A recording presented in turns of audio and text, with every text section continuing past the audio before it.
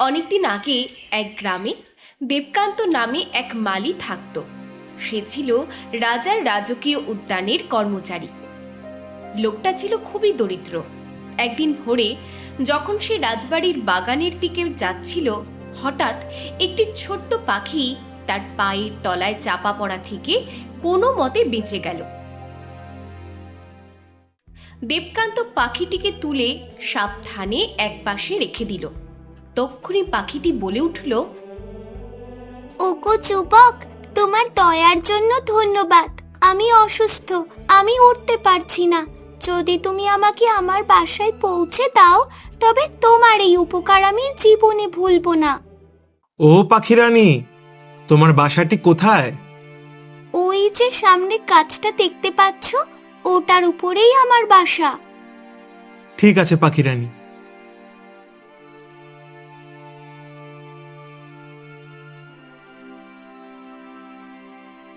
দেবকান্ত পাখিটিকে তার বাসায় রেখে দিল। তোমাকে অনেক অনেক ধন্যবাদ যুবক। পাখিরানী, তুমি যখন অসুস্থ তখন খাবার খুঁজতে যাবে কি করে? কারণ তুমি তো উঠতে পারছো না। হ্যাঁ, যতদিন না আমি সেরে উঠছি আমাকে উপোসই থাকতে হবে। যদি তুমি আমার খাবারের জন্য কিছু ফুলের ব্যবস্থা করে দিতে তবে খুব ভালো হতো, কারণ আমি শুধু ফুলই খাই। তুমি কোনো চিন্তা করো না পাখিরানী, আমি তো রাজবাগানে কাজ করি, সেখানে শত শত রকমের ফুলের গাছ রয়েছে। আচ্ছা, আমি এখন চলি, ফেরার পথে তোমার জন্য অনেক ফুল নিয়ে আসবো। দেবকান্ত রাজবাড়ির দিকে রওনা হলো। সেখানে পৌঁছে দেবকান্ত সারা দিন বাগানে কাজ করল। বাড়ি ফেরার সময় যখন সে কয়েকটি ফুল ছিঁড়ে পকেটে রাখল, তখনই প্রধান মালি প্রভু দাস তাকে দেখে ফেলল। আর সে বলল, এই, ফুল চুরি করে কোথায় নিয়ে যাচ্ছ? জানো তো রাজকীয় ফুল চুরি করার শাস্তি কি? মাফ করবেন কর্তা, আমি আপনার অনুমতি নিতে ভুলে গিয়েছিলাম। আসলে এই ফুল আমি একটা অসুস্থ। ফালতু কথা বন্ধ করো। আমি এখনই তোমাকে রাজ সৈন্যদের হাতে তুলে দেব। না না, আমাকে ক্ষমা করুন কর্তা, আমাকে যা খুশি শাস্তি দিন, কিন্তু সৈন্যদের হাতে তুলে দেবেন না। মাত্র একটা শর্তে তোমার এই দোষ আমি লুকোতে পারি আর তোমার প্রাণ বাঁচাতে পারি। আপনার সব শর্ত আমার কাছে গ্রহণযোগ্য। এই ফুলের বিনিময়ে তোমাকে রূপার একটি ছোট মুদ্রা আমাকে দিতে হবে। ঠিক আছে, এই নিন কর্তা। তবে একটা কথা সবসময় মাথায় রাখবে, যে তুমি এই ঘটনাটি কারো সামনেই প্রকাশ করবে না। আর যখন যখন ফুল নেবে আমাকে আমার পারিশ্রমিক দিতে থাকবে। ঠিক আছে। সেখান থেকে দেবকান্ত সরাসরি পাখিটির কাছে পৌঁছালো আর বলল, এই নাও পাখিরানী, তোমার খাদ্য। সেই দিন থেকে দেবকান্ত রোজ বাগান থেকে ফুল তুলত আর তার দাম প্রধান মালিককে দিয়ে পাখিটিকে ফুল পৌঁছে দিত। পাখিটি বলল, তুমি আমার জন্য কত দুর্ভোগ সহ্য করছো যুবক। এমন কিছু নয় পাখিরানী, তোমাকে সাহায্য করতে আমার খুব খুশি হয়। আমি চাই তুমি তাড়াতাড়ি সুস্থ হয়ে ওঠো। আচ্ছা, এবার আমি চলি। এইভাবে অনেক দিন পার হয়ে গেল এবং একদিন যখন সে সন্ধ্যায় বাগান থেকে ফুল নিয়ে পাখিটির কাছে পৌঁছালো, তখন তাকে মলিন দেখে পাখিটি বলল, কি হয়েছে দেবকান্ত? আজ তোমাকে কেমন যেন মনমরা লাগছে। আমার আক্ষেপ হচ্ছে পাখিরানী, যে হয়তো কাল আমি তোমাকে খাওয়ানোর জন্য ফুল আনতে পারবো না। দেবকান্ত, আমার জন্য এখন ফুল আনার কোনো দরকার নেই। এখন আমি একেবারে সুস্থ হয়ে গেছি এবং কাল থেকে নিজের খাবারের জোগাড় করে নেব। তবে বলবে কি, তুমি কেন মনমরা হয়ে আছো? পাখিরানী, আমি এই ফুলের দাম প্রধান মালিককে দিয়ে আসতাম, কিন্তু এখন আমার কাছে একটি টাকাও বেঁচে নেই। এই বলে দেবকান্ত পাখিটিকে সমস্ত কথা বুঝিয়ে বলল। সব কিছু শুনে পাখিটির চোখ জলে ভরে উঠল। দেবকান্ত, আমি জানতাম না যে আমার জন্য তুমি এত বড় আত্মত্যাগ করছো। না হলে আমি তোমাকে এমনটা কখনোই করতে দিতাম না। তুমি তুমি মন খারাপ করো না পাখিরানী। আমি এই কারণে বিরক্ত ছিলাম না যে আমার কাছে পয়সা নেই, বরং আমি তো এই ভেবে মন মরা ছিলাম যে কাল থেকে তোমার জন্য ফুল আমি কোথা থেকে আনবো। কিন্তু এখন তুমি সুস্থ জেনে আমার সব চিন্তা দূর হয়ে গেছে। আচ্ছা, এবার আমি চলি। ঠিক আছে, যাও, কিন্তু আমার সাথে প্রতিদিন দেখা করতে ভুলো না।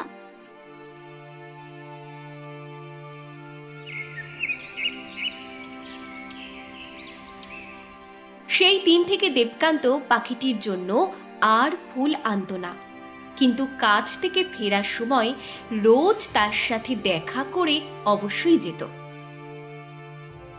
একদিন যখন সে কাজ থেকে বাড়ি ফিরছিল, তখন তার পাখিটির সাথে দেখা করার কথাটাই স্মরণে রইল না। দেবকান্তকে যেতে দেখে পাখিটি বলল, দেবকান্ত, আজ আমি না জানি কতক্ষণ ধরে তোমার অপেক্ষা করছিলাম, আর তুমি আমার সাথে দেখা না করেই চলে যাচ্ছ। ওহ পাখিরানী, আজ আমার মনেই ছিল না।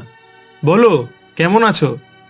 শোনো, অসুস্থতার সময় তুমি আমার উপর যে উপকার করেছো তার ঋণ তো আমি শোধ করতে পারবো না, কিন্তু আজ আমি তোমাকে এমন একটি বীজ দেব যা হয়তো তোমার সব দুঃখ, যন্ত্রণা ও দারিদ্র্য দূর করে দেবে। এই বলে পাখিটি তার বাসা থেকে একটি বীজ তুলে দেবকান্তের হাতের তালুতে রেখে দিল। আরে, এত বড় বীজ! শোনো, এটি মৃত যৌবন সঞ্জীবনী বৃক্ষের বীজ। এর ফুল শুকলে মানুষ চিরকাল সুন্দর, স্বাস্থ্যবান ও যুবা থাকে। এই বীজ থেকে যে গাছ হবে এবং তাতে যে ফুল ফুটবে তা হবে অমূল্য। তুমি সেগুলো বিক্রি করে অনেক টাকা উপার্জন করতে পারো, কিন্তু খেয়াল রাখবে এর গাছ 1 মাসের মধ্যেই বড় হয়ে যাবে এবং সেই ফুলগুলো সূর্য ডোবার পরেই রোজ রাতে ফুটবে আর সকাল হলেই মিলিয়ে যাবে। তাই তোমাকে সেগুলো রাতের মধ্যেই তুলে আনতে হবে। পাখিরানী, এত অমূল্য বীজ দিয়ে তো তুমি আমার কপাল ফিরিয়ে দিয়েছো। কিন্তু একটা কথা বলো তো, এত অমূল্য বীজ তুমি কোথা থেকে পেলে? শুধু দৈব যোগে পেয়ে গেলাম। আজ আমি খুব ভোরে উঠে খাবারের সন্ধানে বেরিয়েছিলাম। উঠতে উঠতে আমার একটি জায়গায় খুব মনোরম দৃশ্য চোখে পড়ল। ওহ, পরী দল! আমার নিচে নেমে তাদের খোঁজ নেওয়া উচিত। হতে পারে তাদের আলাপচারিতা থেকে আমার কোনো এমন উপায় মনে আসবে যার দ্বারা আমি দেবকান্তের দরিদ্রতা দূর করতে তাকে সাহায্য করতে পারবো। এই ভেবে আমি নিচে নামলাম এবং একটি গাছে বসে তাদের কথা শুনতে লাগলাম। একটি পরী বলল, সখী, আজ অনেকদিন পর ভ্রমণ করে খুব আনন্দ পেলাম। আমি তো এখন এখানে প্রতিদিন আসব। আমিও। এইভাবে সব পরীরা সেখানে আসার জন্য স্বীকৃতি জানালো। দ্বিতীয় পরী বলল, যখনই আমাদের রোজ এখানে আসতে হবে, তাহলে কেন না এখানে মৃত যৌবন সঞ্জীবনী বৃক্ষ লাগিয়ে দিই, যাতে বেড়ানোর পর তার ফুলের সুরভি নিতে পারি এবং চিরদিনের জন্য সুস্থ ও যুবা থাকতে পারি। হ্যাঁ হ্যাঁ, তুমি ঠিক বলছো। এখানে দূর দূর পর্যন্ত কোনো মানুষ চোখে পড়ে না, অতএব সেই গাছটিও নিরাপদ থাকবে।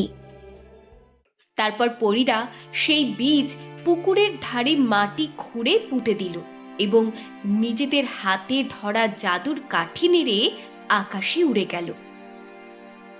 তারা সেখান থেকে চলে যাওয়ার পর আমি সেই গর্ত খুঁড়লাম এবং সেই বীজটি নিয়ে আমার বাসায় চলে এলাম। আর আমি কতক্ষণ ধরে তোমার আগমনের অপেক্ষা করছিলাম।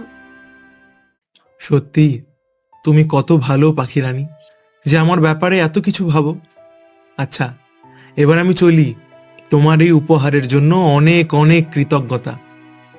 ঠিক আছে, কিন্তু আমার কথাটি মন দিয়ে শুনবে। এর বিশেষত্ব কাউকে জানাবে না, না হলে তারা তোমার জন্য বিপদ সৃষ্টি করবে।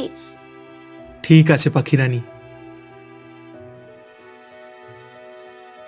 আর দেবকান্ত তার বাড়ির দিকে চলতে শুরু করলো আর ভাবতে লাগলো, পাখিরানী এই অমূল্য বীজ দিয়েছে তো বটেই, কিন্তু এটাকে কোথায় রোপণ করব?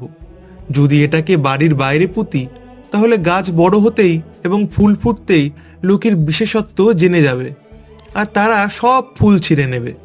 আর আমার বাড়ি ছাড়া আমার কাছে এমন কোনো নিরাপদ স্থানও নেই যেখানে আমি এই গাছটিকে মানুষের চোখের আড়াল করে রাখতে পারি। তাহলে এই বীজটি আমি লাগাবো কোথায়?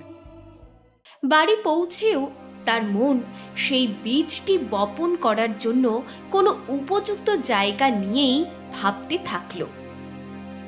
যদি একবার সেই গাছটি জন্মে যায়, তাহলে হয়তো জীবনে আর কখনো আমার কোনো অভাব থাকবে না। মহারাজই আমাকে সেই ফুলের মনের মতো দাম দিতে রাজি হয়ে যাবেন, কেননা আমি সেই বীজটিকে মহারাজেরই রাজকীয় উদ্যানে পুঁতে দেব। তাহলে এর যথাযথ রক্ষণাবেক্ষণও হতে থাকবে।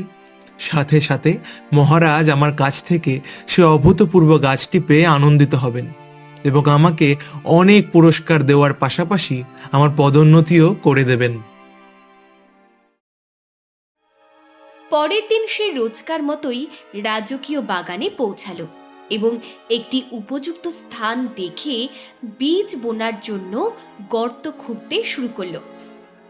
তাকে গর্ত খুঁড়তে প্রধান মালি দেখে ফেলল আর সে বলতে লাগলো, ওরে মূর্খ, তুই এখানে কি করছিস? কর্তা, আমি এখানে একটা অদ্ভুত ফুলের গাছের বীজ রোপণ করছি। তারপর দেবকান্ত প্রধান মালি প্রভুদাসকে সেই বীজ এবং তা থেকে হওয়া গাছ ও ফুলের সমস্ত বিশেষত্ব বুঝিয়ে বলল। সবকিছু শুনে প্রধান মালির চোখে লালসার গভীর আভা ফুটে উঠল। যদি এর কথা সত্যি হয়, তবে এই বীজ সত্যি মহামূল্যবান। এটা দিয়ে তো আমি মহারাজের কাছ থেকে লাখ লাখ স্বর্ণ মুদ্রা উপার্জন করতে পারি, কেননা 1 মাস এর ফল দেখিনি। কর্তা, দয়া করে আমাকে এটি বোনার অনুমতি দিন। গাছটি বড় হলে ফুল থেকে যে আয় হবে, তার অর্ধেক আমি আপনাকেও দেব। ঠিক আছে, ঠিক আছে, তুমি এটা বুনতে পারো। আচ্ছা দেবকান্ত, এই আশ্চর্যজনক বীজ তুমি কোথা থেকে পেলে? কর্তা, এটা আমাকে একটা পাখি দিয়েছে। তারপর দেবকান্ত তাকে পাখিটির সাথে সাক্ষাৎ হওয়া থেকে শুরু করে বীজ পাওয়ার পর্যন্ত সব কাহিনী শুনিয়ে দিল। বীজ রোপণ করার পর দেবকান্ত অন্য কাজে মনোযোগ দিল এবং প্রধান মালিও নিজের কাজে ব্যস্ত হলো। কিন্তু সেই দিন থেকে প্রধান মালি তার সাথে খুব ভালো ব্যবহার করতে শুরু করলো এবং তাকে সাহায্যও করতে লাগলো। একটি একটি করে দিন কাটতে থাকলো। বীজ থেকে চারা বের হলো এবং তা দিন দিন বড় হতে লাগলো। ঠিক 30 দিন পর সেই চারা গাছটি একটি বিশাল বৃক্ষের রূপ নিল। দেবকান্ত ও প্রধান মালি দিনভর নিজেদের কাজে ব্যস্ত রইল। তারপর যেই সন্ধ্যা নামলো এবং সূর্য অস্ত গেল, রাজমহল ও আশেপাশের পরিবেশ অভূতপূর্ব সুগন্ধে ভরে উঠল। আহ কর্তা, দেখুন, গাছে ফুল ফুটেছে। বাহ দেবকান্ত, এদের কি মনোহর গন্ধ! আমি নিজেকে একেবারে তাজা এবং সুস্থ অনুভব করছি। দেবকান্ত, এর মানে হলো যে এই ফুলগুলো নিঃসন্দেহে অলৌকিক। তখনই দেবকান্ত আনন্দে বিমোহিত হয়ে ফুল তোলার জন্য গাছের দিকে এগিয়ে গেল এবং দ্রুত ফুল তুলতে লাগলো। ব্যাস এই ফুলগুলোই যথেষ্ট। সৈন্যরা, এই চোরকে গ্রেপ্তার করো। আজ এই চোর প্রত্যক্ষভাবে ধরা পড়েছে। না, আমি আমি কোনো চুরি করিনি। আজ আমার বিশ্বাস হলো যে আগেও ফুল চুরি করত, সেই এই চুরি করছে আবার। না না, আমাকে ছেড়ে দিন। আমি কোনো চুরি করিনি। এই গাছ আমার, এর ফুলের অধিকার আমার। হ্যাঁ, আগে যে ফুল আমি বাগান থেকে তুলেছিলাম তা কর্তার অনুমতি নিয়ে তুলেছিলাম এবং তার দামও তাকে দিয়েছি। অবুঝ, এক তো চুরি করিস, তারপর সাধু সাজার চেষ্টা করিস। মহারাজের বাগানে জন্মানো গাছকে আবার নিজের বলছিস? অসহায় দেবকান্ত সব কিছু জেনে শুনেও নিজের দুর্ভাগ্যের ওপর অশ্রু ফেলতে ফেলতে তার বাড়ির দিকে চলে গেল। দেবকান্ত এবং সৈন্যরা চলে যাওয়ার পর প্রভুদাস মাটিতে ছড়িয়ে থাকা সেই ফুলগুলি সংগ্রহ করতে লাগলো, যা দেবকান্ত গাছ থেকে তুলেছিল। এই ফুলগুলো তোড়া বানিয়ে আমি মহারাজকে পেশ করব এবং অনেক অনেক পুরস্কার পাবো। এদিকে দেবকান্ত সরাসরি পাখি রানীর কাছে পৌঁছালো এবং কাঁদতে কাঁদতে তাকে সব ঘটনা শোনালো। ওহ, এ তো খুব খারাপ হলো দেবকান্ত। আমি তো আগেই তোমাকে মানা করেছিলাম যে এ ব্যাপারে কাউকে কিছু বলবে না। সত্যিই বলছি পাখি রানী, আমার সত্যিই খুব বড় ভুল হয়ে গেছে যে আমি প্রধান মালিকে বিশ্বাস করেছিলাম। যাকগে, তুমি দুঃখ করো না। এবার তুমি বাড়ি যাও। আমি শিগগিরই এমন কোনো উপায় করব যাতে তোমাকে ক্ষুধার্ত থাকতে না হয়। ঠিক আছে পাখি রানী। আর পাখিটির কাছ থেকে বিদায় নিয়ে দেবকান্ত বিষণ্ণ মনে তার বাড়ি ফিরল। এদিকে মালি প্রভুদাস যেই অলৌকিক ফুলের একটি তোড়া তৈরি করল, রাজমহলের একজন কর্মচারী তার কাছে এসে পৌঁছালো এবং বলল, প্রভুদাসজি, মহারাজ আপনাকে স্মরণ করেছেন। আমি তো নিজেও তার সাথে দেখা করতে যাচ্ছিলাম। চলো যাওয়া যাক। কিছুক্ষণ পর তারা মহারাজের সামনে পৌঁছালো এবং বলল, মহারাজের জয় হোক। আপনি আমাকে কেন মনে করলেন অন্নদাতা? প্রভুদাস, আমি তোমাকে এটা জানার জন্য ডেকেছি যে আজ রাজকীয় বাগান থেকে এত মিষ্টি সুবাস কোন ফুল থেকে আসছে। এই সুবাস আমাকে বিভোর করে দিয়েছে। আমার সর্বাঙ্গ পুলকিত হয়ে উঠেছে। আমাদের এমন মনে হচ্ছে যেন আমার বয়স 10 বছর কমে গিয়েছে, যেন আমার বার্ধক্য অবস্থা থেকে আমি আবার যৌবনে ফিরে এসেছি। মহারাজ, এই অনন্য মহিমা এই মহামূল্যবান ফুলের, এই ফুলের তোড়াটি আমি নিজে আপনাকে উপহার দিতে আসছিলাম। আচ্ছা, একটু দাও তো দেখি। তোড়াটি নিয়ে রাজা যেই ঘ্রাণ নিলেন তার সর্বাঙ্গ নেচে উঠল। বাহ, মন শান্ত হয়ে গেল। একেবারে তেমনই সুবাস। প্রভুদাস, এটা কোন গাছের ফুল এবং এর নাম কি?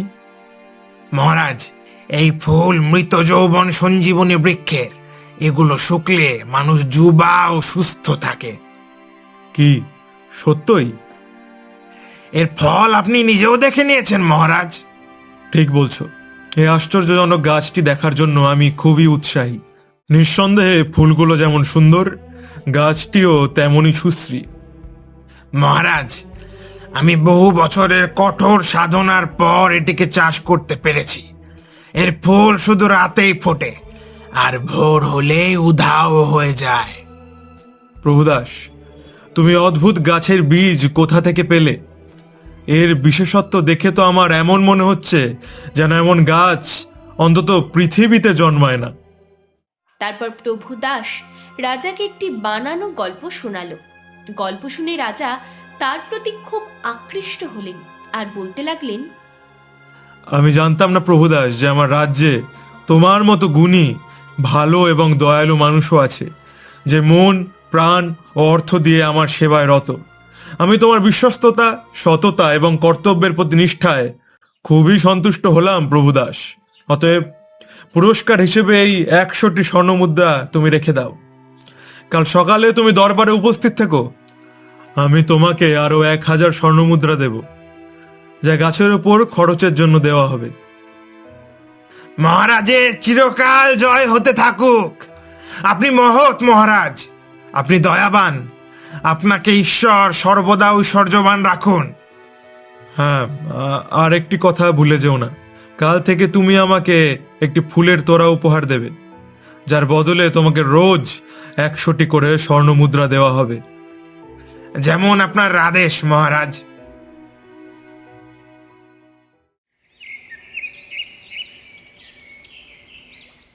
পরের দিন দরবারে গিয়ে প্রভুদাস 1000 স্বর্ণ মুদ্রা পেল এবং সেই রাত থেকেই সে রোজ অলৌকিক ফুলের তোড়া বানিয়ে রাজাকে দিতে লাগলো।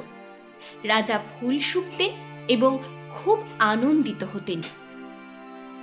বাহ, কোনো তুলনা নেই এই ফুলের। কয়েকদিনের মধ্যেই আমার শরীর পরিবর্তিত হয়ে গেছে। আমি বুড়ো থেকে যুবা হয়ে গেছি। ওদিকে দেবকান্ত একটি ধনী ব্যবসায়ীর কাছে কঠোর মজুরি করতে শুরু করলো। যখন প্রভুদাস 2 হাত ভরে অর্থ সঞ্চয় করছিল, অনেকদিন কেটে যাওয়ার পর এক রাতে পরীর দল রাজার মহলের ওপর দিয়ে যাচ্ছিল যে তারা সেই মৃত সঞ্জীবনী গাছটি দেখল এবং বলতে লাগলো, আরে ওই দেখো, মৃত যৌবন সঞ্জীবনী বৃক্ষ। কিন্তু এই গাছ এখানে এলো কি করে? এটা তো কোনো রাজার বাগান মনে হচ্ছে। হ্যাঁ, মনে হচ্ছে এই গাছ সেই বীজ থেকে জন্মেছে, যাকে আমরা 1 মাস আর কিছু সপ্তাহ আগে পুকুরের ধারে পুঁতেছিলাম, আর যা পরের দিনই আশ্চর্যজনকভাবে উধাও হয়ে গিয়েছিল। এর মানে হলো সেই সময় আমরা আশেপাশে কোনো মানুষ ছিল যে শুধু আমাদের কথাবার্তা শোনেনি, বরং আমাদের চলে যাওয়ার পর সেই বীজটি তুলে নিয়েছিল। তাহলে তো আমাদের সেই চোরকে উচিত শিক্ষা দেওয়া উচিত। কিন্তু চোরের সন্ধান মিলবে কি করে? তার সন্ধান পাওয়া খুব বেশি কষ্টের নয়। যার এই গাছের বিশেষত্ব জানা আছে, সে নিশ্চয়ই রাতে ফুল ছিঁড়তে এখানে আসে। ঠিক বলেছ সখী, কিন্তু যেদিন সে আমাদের চোখে পড়ে যাবে, সেই রাতটি তার জীবনের শেষ রজনী হবে। এসো, এখন আমরা এই ফুলের সুবাসের আনন্দ নিই। সেই দিন থেকে পরীরা রোজ রাতে সেখানে আসতে লাগলো, কিন্তু তারা মধ্যরাতে আসতো, তাই তাদের সাথে কখনো প্রভুদাসের দেখা হয়নি। প্রভুদাস তো গাছে ফুল ফুটতেই অল্প কিছু ফুল তুলে তার তোড়া বানিয়ে রাজাকে দিয়ে যেত। ভাগ্যের পরিহাস দেখুন, রাজার স্ত্রীর মৃত্যু হয়ে গিয়েছিল বহু বছর আগে, কিন্তু তার একমাত্র যুবতী কন্যা, যে 6 মাস ধরে বিদেশে ভ্রমণে গিয়েছিল, হঠাৎ একদিন ফিরে এলো। তাকে দেখে মহারাজ খুব খুশি হলেন আর বলতে লাগলেন, মধুমিতা, মা, তোমাকে দেখে আমি খুব আনন্দিত হয়েছি। আর সে তার বাবার দিকে এক দৃষ্টে তাকিয়ে রইল। কেন, কি হলো? তুমি আমার দিকে এভাবে ঘুরিয়ে দেখছো কেন? বাবা, আপনি 6 মাসে হঠাৎ যুবক হয়ে গেলেন কি করে? কোনো মৃত যৌবন সঞ্জীবনী কি আপনার হাতে লেগেছে? তেমনই কিছু মনে করো মা। আমারও খুব প্রবল ঘুম পাচ্ছে।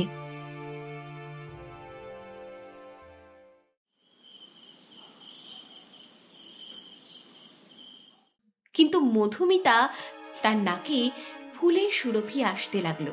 মধুমিতা তখনই মহল থেকে বেরিয়ে রাজকীয় উদ্যানে পৌঁছে গেল এবং পরীরাও সেই সময় উঠতে উঠতে রাজকীয় বাগানের উপরে পৌঁছালো। আর রাজকুমারীর বিপদ আঁচ করতে পারার আগেই পরীরা তাদের জাদু দিয়ে রাজকুমারীকে পাথরের মূর্তিতে পরিণত করে দিল। এখন আমাদের ছাড়া একে আর কেউ বাঁচিয়ে তুলতে পারবে না। এটাই ছিল এর শাস্তি। একে তো শাস্তি দেওয়া হলো। এসো এবার ফুলের সুবাসের আনন্দ নিই এবং আমাদের প্রিয় খেলা খেলি।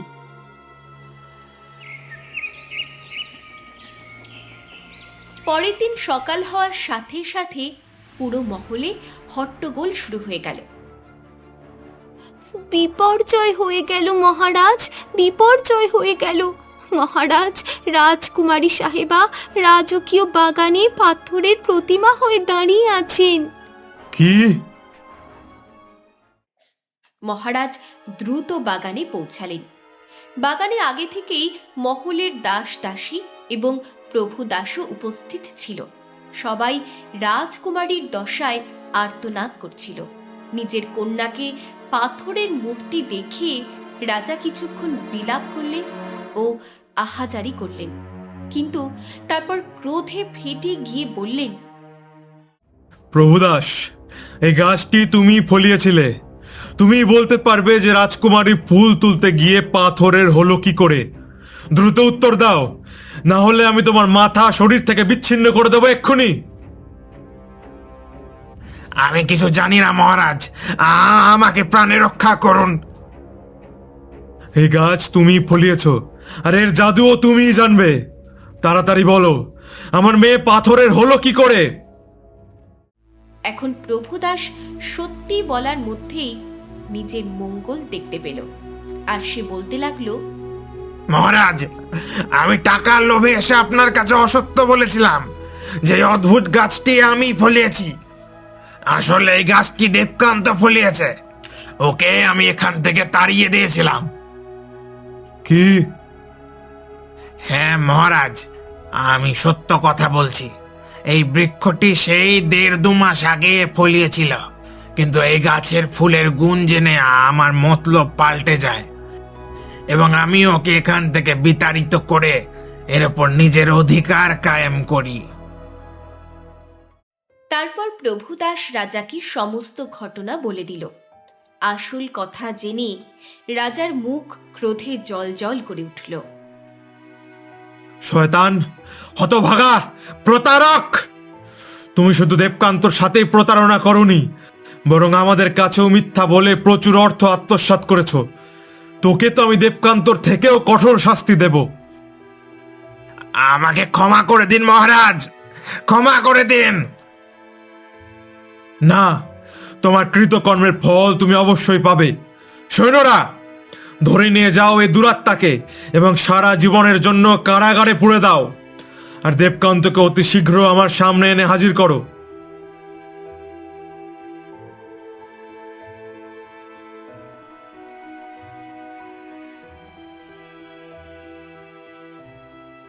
এদিকে সৈন্যরা দেবকান্তের বাড়িতে পৌঁছালো। সুবাদে সেই সময় দেবকান্ত বাড়িতেই ছিল। দেবকান্ত সৈন্যদের সাথে রাজমহলে যেতে লাগলো।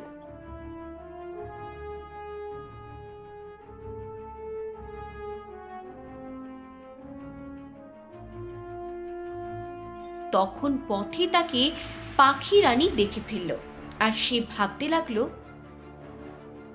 আরে, এই রাজার সৈন্যরা দেবকান্তকে কেন নিয়ে যাচ্ছে? দেবকান্তের কি দোষ? আমার অবিলম্বে রাজমহলে পৌঁছে কারণ জানা উচিত।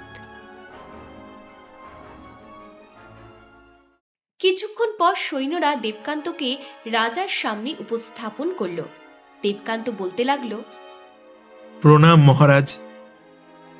দেবকান্ত, তুমি আমাদের রাজকীয় বাগানে এমন জাদুকরী গাছ ফলিয়েছ যাকে ছুঁতেই আমাদের মেয়ে পাথরের প্রতিমা হয়ে গেল।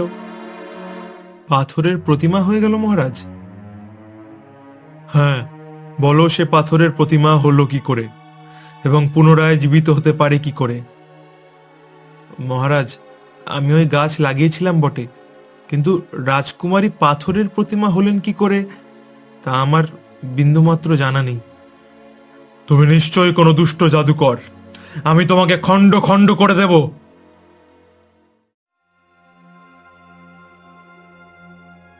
তখনই পাখি রানী সেখানে এলো এবং বলল, থামো রাজা, এভাবে তাড়াহুড়ো করে কাজ করো না। একটি পাখি, সেও মানুষের বল বলছে? হ্যাঁ, তুমি কে পাখি? আর এই বদমাশকে মৃত্যুদণ্ড দিতে তুমি আমাকে কেন বারণ করলে? তুমি কি জানো না যে এর কারণে আমার মেয়ে পাথরের হয়ে গিয়েছে? জানি মহারাজ, এবং এটাও জানি যে এই সময় আপনার হৃদয়ে কি আঘাত চলছে, কিন্তু এতে দেবকান্তের কোনো দোষ নেই। এই সব সংযোগে হয়েছে, দয়া করে ওকে ছেড়ে দিন। কিন্তু তুমি কে যে দেবকান্তর পক্ষ সমর্থন করছো? মহারাজ, আমি ওকে সেই গাছের মহামূল্যবান বীজ এনে দিয়েছিলাম। এই বলে পাখিটি রাজাকে সমস্ত গল্প শুনিয়ে দিল এবং শেষে বলল, মহারাজ, আমার বিশ্বাস যে এই সব সেই পরীদের কাজ, আর রাজকুমারীকে এখন ওরাই নতুন জীবন দিতে পারে। আপনি দেবকান্তকে মুক্তি দিন।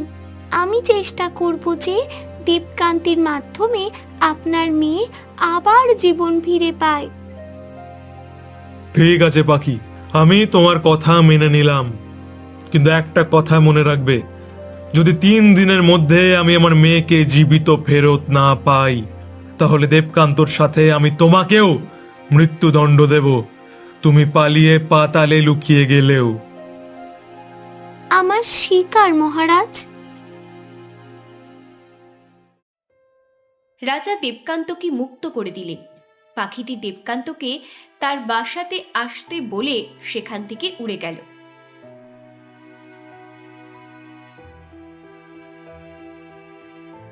কিছুক্ষণ পর সে পাখিটির কাছে গিয়ে পৌঁছালো এবং বলল, আমাকে সাহায্য করার জন্য অনেক অনেক ধন্যবাদ পাখিরানী।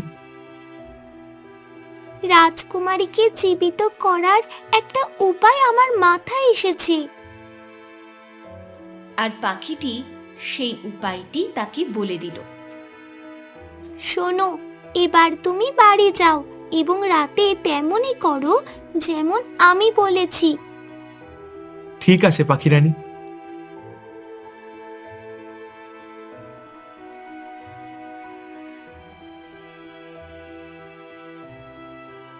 দেবকান্ত বাড়ি পৌঁছে খেয়ে দিয়ে সারা দিন বিশ্রাম করলো।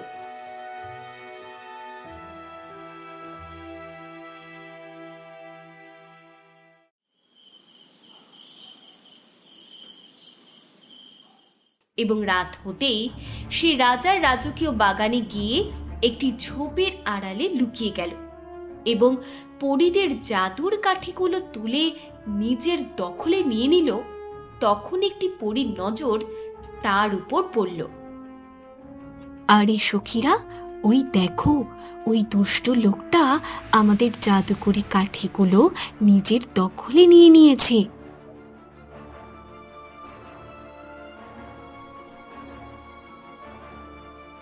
ও, কে তুমি? দাও, আমাদের কাঠিগুলো আমাদের ফেরত দাও। পরীরা, আমি এই শর্তেই কাঠিগুলো ফেরত দিতে পারি যে আপনারা রাজকুমারীকে পুনরায় জীবিত করে দেবেন। না না, আমরা এই চোরনিকে কিছুতেই জীবিত করব না। আপনাদের ভুল ধারণা হয়েছে পরিদেবীরা, চোর রাজকুমারী নন, চোর তো আমি।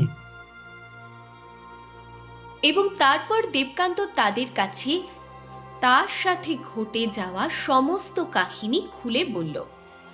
দেবকান্তের কষ্টের গল্প শুনে সব পরীর হৃদয় তার প্রতি সহানুভূতিতে ভরে উঠল এবং তারা বলতে লাগলো, ঠিক আছে দেবকান্ত, তোমার যে কষ্ট হয়েছে তার বদলে আমরা রাজকুমারীকে পুনরায় জীবিত করে দেব, কিন্তু এর সাথেই এই কাজটি আমরা আমাদের সাথে নিয়ে যাব। না, এটা হতে পারে না। যদি আপনারা এটা নিজেদের সাথে নিয়ে যান, তাহলে আমার মতো গরিবের জীবিকা চলবে কি করে? সেটার জন্য তুমি উদ্বিগ্ন হইও না। আমরা তোমাকে রাজার মহলের থেকেও বড় এবং সুন্দর মহল দেব এবং এত ধন সম্পদ দেব যে তোমার কখনো কিছু করার প্রয়োজনই পড়বে না। তুমি কোনো রাজার থেকে কম থাকবে না। যদি এমন কথা হয়, তবে আমার কোনো দ্বিমত নেই, আপনারা আপনাদের গাছটি নিজেদের সাথেই নিয়ে যেতে পারেন। তাহলে দাও, আমাদের কাঠিগুলো আমাদের ফেরত দাও। দেবকান্ত তাদের কাঠিগুলো ফিরিয়ে দিল। তখন একটি পরী তার কাঠি রাজকুমারীর প্রতিমাতে ছোঁয়ালো। রাজকুমারী সঙ্গে সঙ্গে জীবিত হয়ে উঠল এবং বলতে লাগলো, এ আমার কি হয়ে গেল? আপনারা কারা? আমরা সবাই পড়ি রাজকুমারী, কিন্তু তোমাকে দেবকান্তের ঋণ স্বীকার করা উচিত। এর জন্যই তুমি নতুন জীবন পেলে। রাজকুমারী সব কথা জানতে পারল। তখন তার হৃদয় দেবকান্তের প্রতি গভীর ভালোবাসায় ভরে উঠল। আচ্ছা দেবকান্ত, এবার আমরা চলি। তোমার বাড়িতে পৌঁছলে তুমি তোমার মহল এবং তাতে রাখা অজস্র সম্পদ পেয়ে যাবে। খুব ভালো পুণ্যবতী পরীরা। আর সব পরীরা সেই মৃত সঞ্জীবনী গাছটিকে নিজেদের সাথে নিয়ে উড়ে গেল। ততক্ষণে ভোরের আলো চারিদিকে ছড়িয়ে পড়ছিল। আসুন রাজকুমারী, আমি আপনাকে আপনার বাবার কাছে পৌঁছে দিয়ে আসি। আপনাকে সুস্থ দেখে তিনি খুব খুশি হবেন। চলুন। আর যখন দেবকান্ত রাজকুমারীকে নিয়ে রাজার কাছে পৌঁছালো, তখন রাজা তার কন্যাকে দেখে খুব আনন্দিত হলেন এবং বলতে লাগলেন, তুমি আবার বেঁচে উঠলে কি করে মা? বাবা, এই সব এর দয়াতেই হয়েছে। এই বলে রাজকুমারী সব কথা খুলে বলল। রাজা খুশি হয়ে একদিন তার মেয়ের বিয়ে দেবকান্তের সাথে দিয়ে দিলেন এবং দেবকান্ত রাজকুমারীর সাথে পরীদের দেওয়া নিজের মহলে সুখে শান্তিতে বসবাস করতে লাগলো। সে পাখি রানীর সাথে প্রতিদিন দেখা করত এবং তার খোঁজ খবর নিত।